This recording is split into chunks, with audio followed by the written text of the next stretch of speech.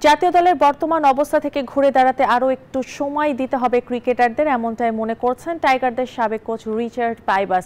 তিনি বলছেন, কোনো দেশেই ভরসা করার মতো ক্রিকেটার রাতারাতি তৈরি হয় না। সুখন সরকার জানাচ্ছেন বিস্তারিত।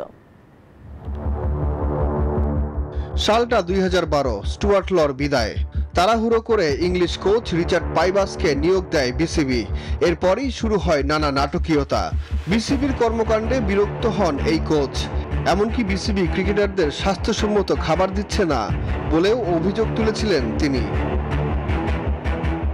শেষ পর্যন্ত বিসিবির সাথে দাগ কুমড়োর সম্পর্কের কারণে 5 মাসের মাথায় বাংলাদেশ ছাড়েন তিনি। তবে সাকিব তামিমরা আন্তর্জাতিক ক্রিকেটে মাথা তুলে দাঁড়াবে সে বিশ্বাস ছিল তার। টাইগারদের বর্তমান দল নিয়ে যেন মানুষ হতাশ না হয় সে আহ্বান জানান তিনি। বলেন, এই দলকে আরও একটু সময় দিতে হবে। You know, it's great to have the senior players putting in the performances and mentoring the players on the field. It's very important for younger players to have those senior players that you can play with and learn while they're playing, even at international level. পাইবাস বলছেন, শ্রীলঙ্কার বিপক্ষে সিরিজে প্রথম টেস্টে বাংলাদেশের performance ছিল দারুণ। রাতারাতি সাকিব তামিম মাশরাফি রাজ্জাকদের মতো ক্রিকেটার তৈরি হওয়া কঠিন।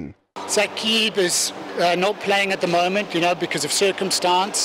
Mashrafi is retired, Abdul Razak is retired.